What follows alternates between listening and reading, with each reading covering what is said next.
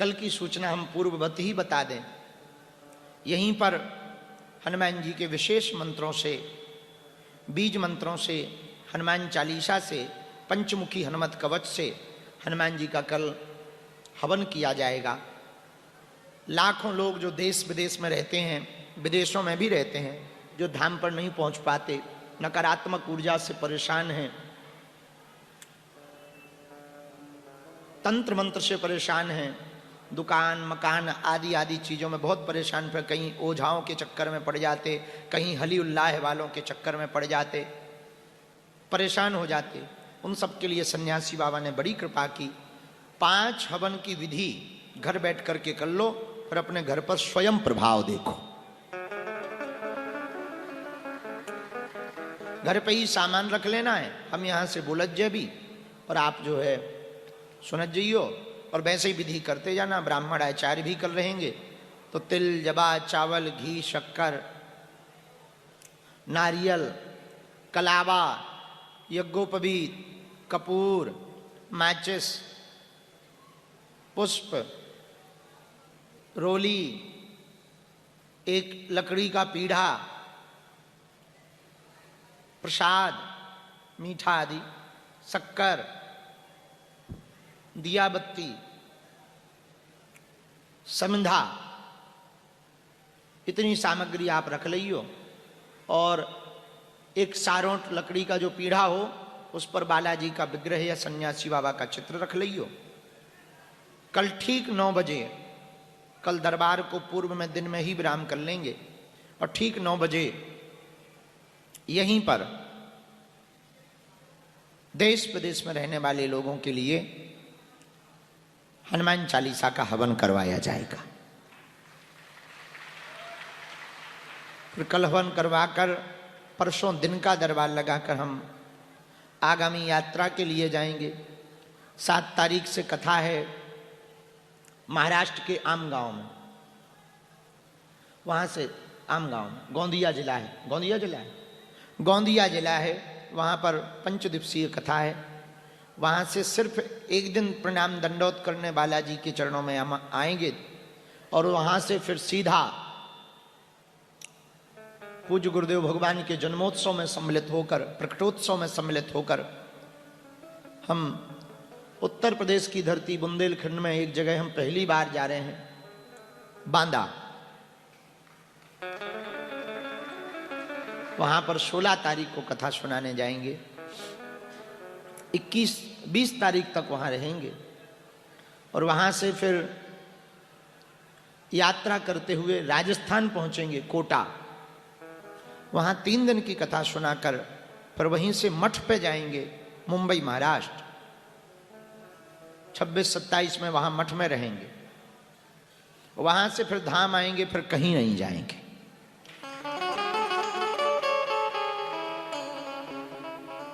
पूरी फरवरी में 16-17 फरवरी तक हम यहीं हैं। जनवरी के लास्ट में आ जाएंगे। 4, 5 और 6 फरवरी को जरूर शिवराजपुर में 2-2, 3-3 घंटे के लिए आना जाना है, तो वो तो पास में ही है। यहाँ सतना जिले में एक जगह है शिवराजपुर, वहाँ बहुत ही सरल सज्जन भगवत भक्त का एक जन्म हुआ, श्री रुद्र प्रताप त्रिपाठी जी का। जो रहते तो कर्म भूमि तो उनकी मुंबई है, जन्मभूमि शिवराजपुर है। वो अपनी जन्मभूमि पर हर साल वैदिक ब्राह्मणों को बुला करके अनुष्ठान करवाते हैं। इस साल हमने स्वयं कहा कि हम आपकी जन्मभूमि पर हनुमान जी का चरित्र सुनाने के लिए आएंगे। 6 तारीख से इसी पंडाल में 12 फरवरी तक, 6 फरवरी से 12 फरवरी तक भागवत कथा सुनाएंगे। और इस बार का कन्या विवाह 3 दिन का है। कितने दिन का? 3, 13, 14, 15। 13 तारीख को क्या है? गरीब बेटियों को भी अपना उत्सव भव्य दिव्य मनाने का अधिकार है। जो 300 बेटियां हैं ना, उसमें लगभग 100 बेटियां तो आदिवासियों की, बाकी सब समाज की। किसी के माता पिता नहीं है, किसी के परिवार नहीं है।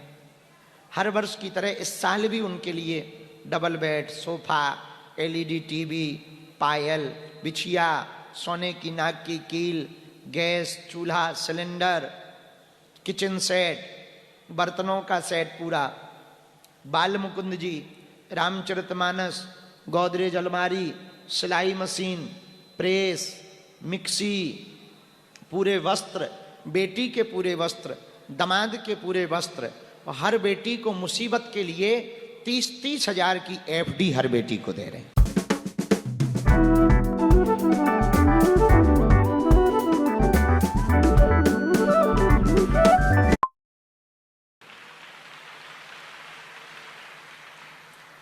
ताली बजाने की आवश्यकता नहीं है, क्योंकि हम नहीं कर रहे हैं, आप लोग ही करवा रहे हैं।